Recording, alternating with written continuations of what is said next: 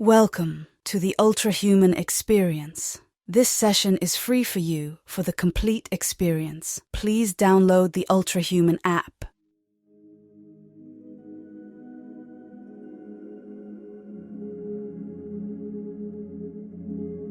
Good evening.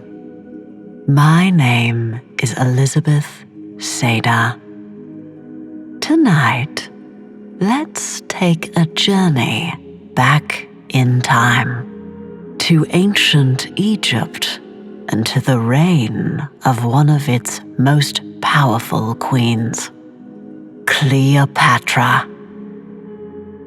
Imagine a woman stands before you in the distance.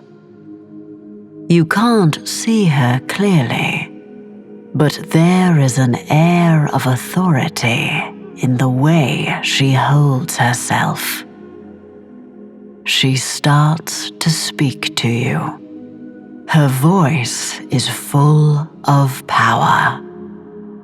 This is what she says. You have no doubt heard my name, though you perhaps know very little about me. You know who I was, and yet you probably have no idea what it was like to be me. I am Cleopatra, the Queen of Egypt. Stories of my irresistible charm and presence have endured across the millennia. Tonight, I invite you into my world at the height of my reign, revealing the secret of my rejuvenation. Come. At her command, you find yourself pulled forward, as if by some magnetic force. The air around you ripples, and you find yourself sucked in, spinning faster and faster, and you are pulled in. You see her clearly now, young, powerful, beautiful. And in another moment, you find yourself pulled into her, even closer, as if you are seeing the world through her eyes. I stood at the balcony and looked over my kingdom. My hands rested on the stone rail, still warm from the day's sun. The warmth felt comforting as it seeped into my palms, as though I was absorbing the energy of Ra himself. The day was drawing to an end, and the air was finally starting to cool. A light breeze picked up, caressing my skin as it passed over me. The contrast between the warm stone and the cool breeze was oddly satisfying. I gazed down at the bustling kingdom below and was filled with pride as I watched my subjects scurrying about, trying to finish their day's tasks before night fell over the kingdom. I could see bare-chested men wearing pleated linen kilts, with leather belts tied to their waists, with which they dragged carts through the dust behind them. I saw women wearing long linen-sheath dresses, perhaps white at the start of the day, but now darkened with dust and sand. Many of the women carried woven baskets made of papyrus and reeds, filled with grains, linen, or fresh fish.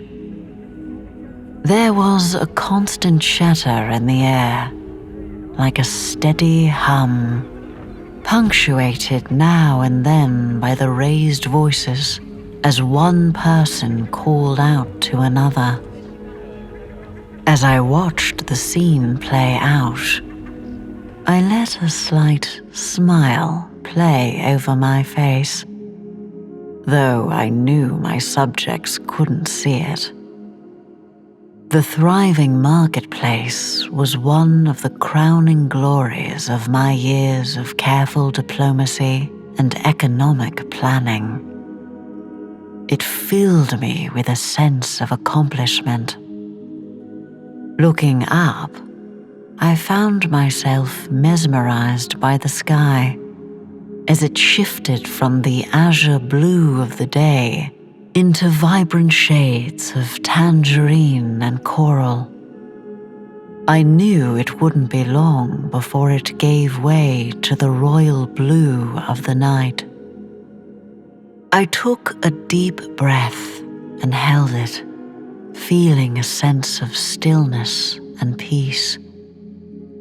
I then exhaled, letting the warm air rush from my nose.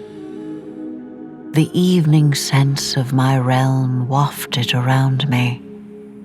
The breeze blew one way, and I could smell the sweet fragrance of jasmine in the air. Then its direction shifted, and I could smell flatbread baking in a stone oven for someone's evening meal. Content that it had been another peaceful, prosperous day, I turned away from my kingdom and looked up at the stone arches that opened up into my palace. The light of the setting sun against the stone gave them a golden glow. I marveled at the skill of the craftsmen who had carved the commemorative hieroglyphs along the stone arches, representing aspects of my power and intelligence and the love my people had for me. The ends of the arches were decorated with vibrant stripes of red, white, and green along their width, the colors of Egypt. Sheer curtains hung from wooden hooks on the other side of the arches, and I watched as they billowed inwards on the breeze, as though beckoning me inward. Stepping through the archway, I let the curtain slip over me as I entered the palace. My bare feet were soundless on the smooth, stone tiles, which were far cooler than the stone of the balcony floor, and my feet welcomed the change. I could still hear the hustle and bustle of my people outside, but I ignored the sounds and took a moment to admire my surroundings. The creativity and skill of my artisans was something I was in awe of, and I would never tire of admiring the frescoes that adorn the palace walls. With the vibrant reds, greens, and blues, and the contrast of the inky black and sparkling gold, the intricate paintings depicted scenes from my life, including my accession to the throne and my annual processions, in loving detail. My most beloved depicted me as the reincarnation of the goddess Isis, my patron deity. As I walked past them, I felt confident that my memory would last until the end of time, and people centuries from now would know my name. With that thought firmly in my mind, I entered the long corridor that led to my chambers. It was lined on both sides by my guards, impressive in their kilts of burnt red decorated with belts of gold. Leather straps crisscrossed over their chests to hold their deadly weapons. Gold bands adorned their muscular forearms, and each also wore a gold band around their necks. They represented me and my reign, powerful and grand. Therefore, only the strongest men and impressive men were given the honor. As I walked past them, they remained as still as statues, with their eyes fixed straight ahead.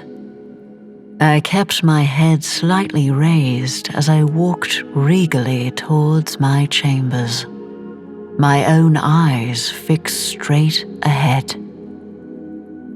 I could feel their gazes on my back as I walked past them, but I wasn't fazed by it. They should look upon me, I thought, for I was their queen and directly descended from the gods themselves. I had grown used to the attention, the curiosity, and admiration of my subjects. I was an anomaly to them all, a queen in a world previously ruled by pharaohs. As a result, I often heard the awestruck whispers of both my staff and my subjects, following me wherever I went. I hardly noticed it anymore, and yet, knowing my subjects revered me and looked upon me like I was a goddess, made me happy.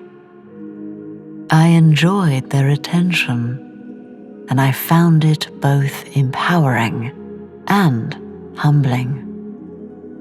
As I continued to walk across the cool stone, I could feel the breeze had further cooled as it swept in through the many archways that lined the palace walls. The cool air swirled around me, drawing the tension of the day out of my body and carrying it out into the evening. I paused at the end of the corridor and gazed up at enormous twin doors, which seemed to twinkle in the light from the candles placed in recesses on either side. The doors were opened for me, and I stepped into my oasis, my safe haven. As my handmaids closed the doors behind me, the sounds from the bustling streets below, the whispers of those watching me, were silenced, and I was enveloped in the calm of my chambers. Here, there was no talking at all, which was just how I wanted it. The moment I entered, my handmaiden Ankenna began to run her fingers along her harp, and I smiled as the music washed over me. It felt good to leave the whispers and stares behind me as I entered my master chambers. My handmaidens hurried to my side, their footsteps as soft and dainty. They knew how much I valued the quiet. Silently, I slipped off my thin silk shawl, a gift from one of my many suitors. It was one of my most beloved possessions, pristine white and trimmed with threads of gold and blue to match the lapis lazuli collar adorning my neck. The silk shawl slipped down my arms and fell to the floor. I hardly noticed as my handmaiden Mira quickly retrieved it, then bowed her head and stepped back. I moved on, admiring the potted palms that decorated the room, their luscious emerald green foliage providing a pleasing contrast to the sandstone walls and floor. The tangerine glow of the sunset streamed in through the arches that led to my private balcony that adjoined my master chambers. It turned the dull color of the sandstone floor and walls into a warm gold. My steps were slow and deliberate as I walked through my master bedroom towards the ensuite. I cast a longing look at my large, luxurious bed as I passed it in the middle of the room. Its 4 posters were made of gold and silk curtains draped from them. Around each post spiraled a golden asp, a snake as powerful as myself. A creature not to be underestimated. Yet, as much as I longed to feel my body sink into the plush mattress of my bed, I knew I would not be able to completely relax until I first washed the day away. So I continued walking towards my handmaidens as they silently poured the last of the hot water into the enormous, sunken stone bath. Looking around the room, as my handmaidens lit candles, I admired the columns that stood at each corner of the bath, decorated to resemble the numerous palms that adorned my kingdom. The base of each was painted a dark brown, like the rich and fertile soil along the Nile. Deep green leaves sprung up from the soil and wrapped around the columns, while narrow black lines ran upwards against a white backdrop, topped with small brown bulbs to represent the reeds. The top was painted in brilliant greens to look like fronds atop a palm tree. The walls of my ensuite were adorned with a spectacular mural that still took my breath away as I gazed upon it. One half of the room depicted the day, with the golden sun high in the sky. Its rays expanded out over the land, abundant with reeds and palms to protect the people from the heat. The other half of the room depicted the moon and the night. The sky was a dark and cool blue, speckled with stars that were scattered around the glorious full moon. The sweeping leaves of palm trees below shone brightly in the moonlight. It was my favorite artwork in the entire palace, reminding me that each day, like each night, would pass. The part of the painting where night and day met was marked by a tall golden statue of Ra, standing strong with his hawk head and grand regalia. Atop his head was a sun disk, as magnificent as the sun itself. As candlelight flickered off the disk, I felt I was in the presence of the god himself. As I approached the edge of the enormous square stone bath, I ran my toes over the sapphires that lined it, then stepped to the edge and dipped them into the water below. I always tested the water, and I was pleased to find that this evening it was warm and not too hot. Steam rose around me, and goosebumps rose on my arms at the sudden tingling sensation. I rubbed my arms gently with my hands. Then, taking the shallow steps one at a time, I walked into the bath. I relished the warmth of the water as I moved, feeling it rise over my feet, then climb along my legs, envelop my waist, and reach up over my chest, like a warm embrace before finally touching the tip of my chin. Wading over to the side of the bath, I rested my head against the stone rim. I closed my eyes and inhaled the fragrant steam as it rose around me, scented with lavender and jasmine. I took a deep breath through my nose, held it, and slowly counted to 3 before breathing out through my mouth, picturing as I did that all my stresses were floating out of me. My body began to relax, and I took another breath in through my nose and held it.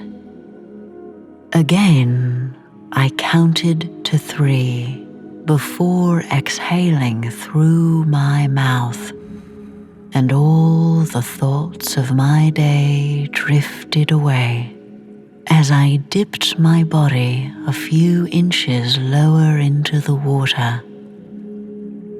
I continued to slow my breathing, a smile on my face as the water lapped over my chin, then nestled under my jaw and below my ears. I felt at peace. Without a word, Mira placed a wooden cup on the edge of the bath, and my smile widened as the scent of hibiscus petals and honey drifted along the steam towards me. I lifted my hand out of the water and, grasping the cup, brought it to my lips. And, after testing to see that it wasn't too hot, gently tilted it to sip on the liquid. Mira had prepared the herbal tea perfectly, and I took a mouthful, closing my eyes as the sweet flavors refreshed my palate. I held it in my mouth a moment, then swallowed it, enjoying the way the liquid felt as it ran down the back of my throat, warming me from within. With a content sigh, I closed my eyes, leaned my head back, and let my mind wander back to the circumstances that led to my reign. I thought of how I'd triumphed over my overbearing father and my cunning brother, and the lengths they had gone to try and prevent my rule. They had underestimated me, and I had used that to my advantage to emerge victorious.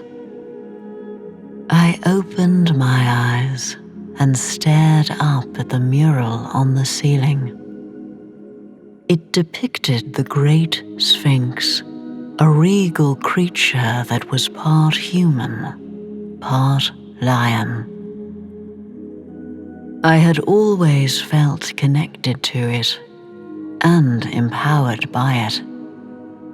I, too, was like the Sphinx, regal and authoritative. And while I appeared to others as peaceful and calm, the ferocity and power of a lion moved within me. I felt at peace, and my eyes grew heavy as I breathed in the intoxicating scents around me. When I was so completely relaxed that I didn't dare stay in the water any longer, I rose slowly out of the bath and walked up the steps to where my handmaidens waited. Before I'd even reached the top step, they held out a robe of the softest linen and wrapped me in it. The robe was the color of night, a dark and inky blue, with a scarab beetle embroidered on the back in silken threads of turquoise and gold.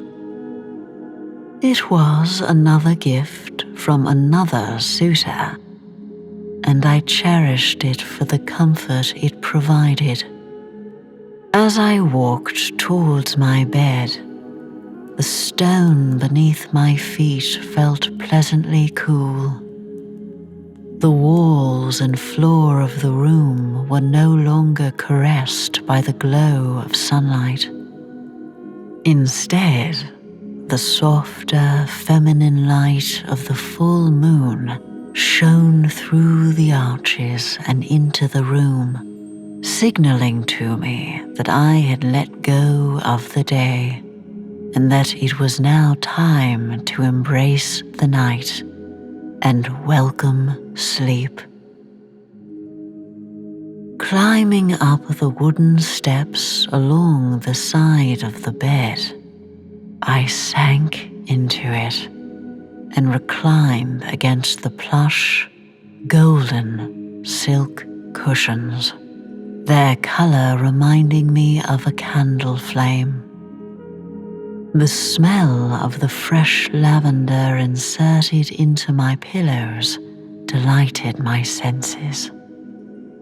While my handmaidens drew back the silk curtains on one side of the bed, I again inhaled deeply, enjoying my state of relaxation.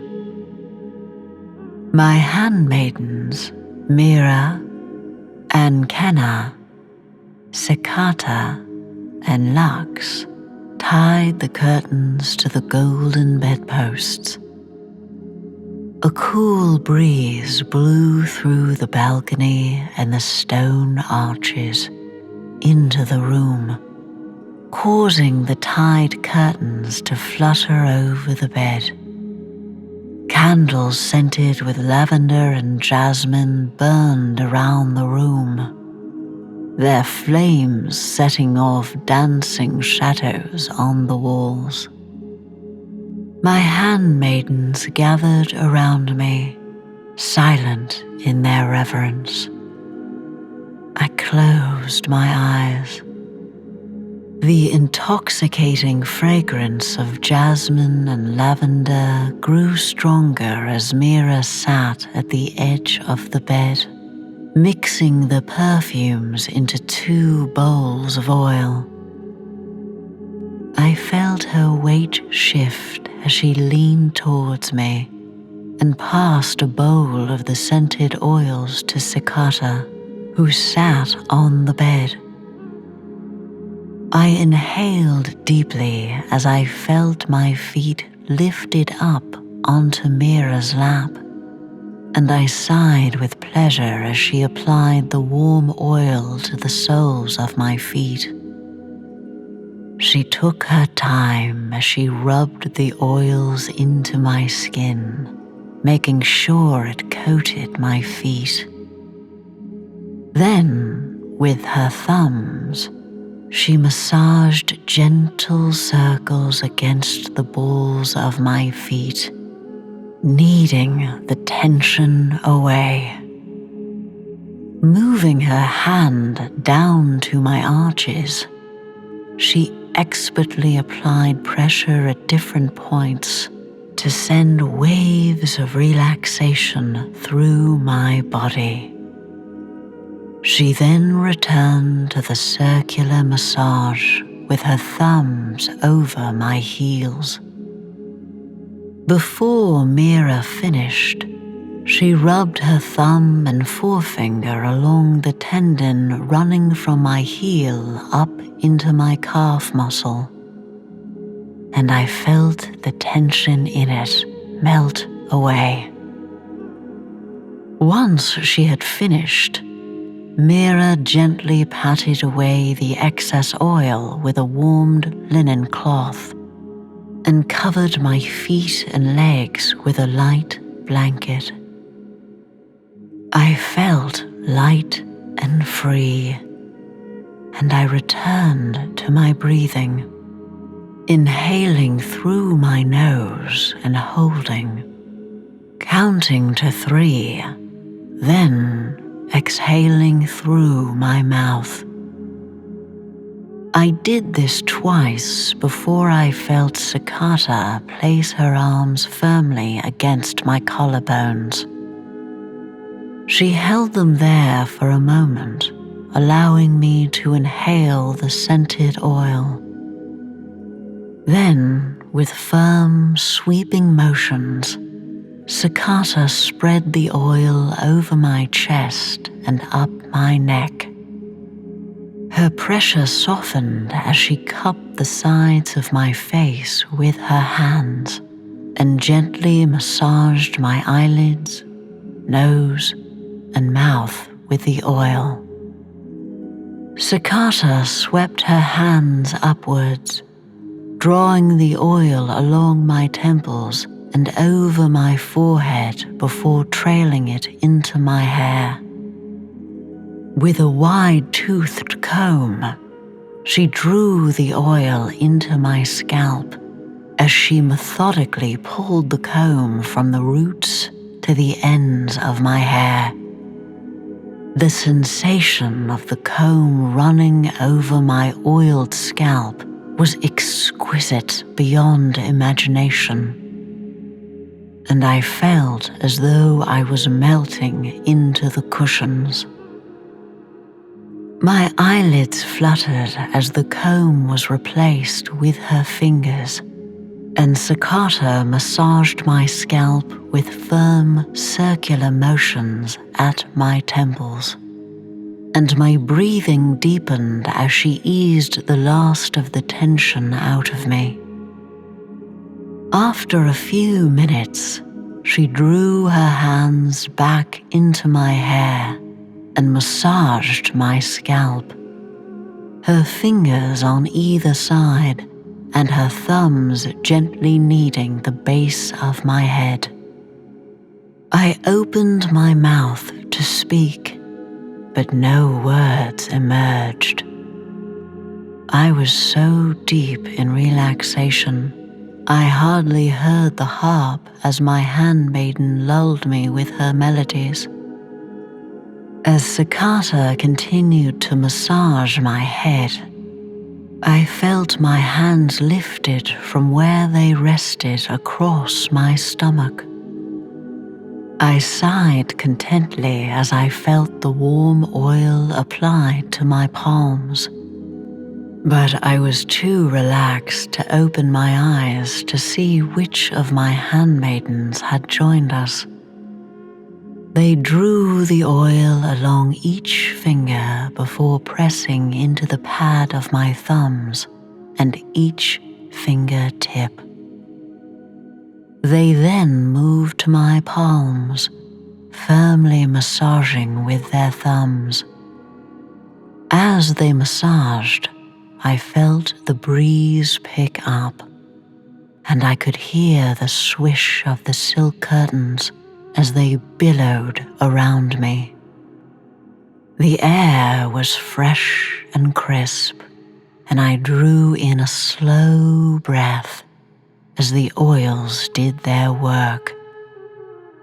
Slowly, I felt myself sink deeper into the pillows as I was pulled into a blissful slumber. Good night.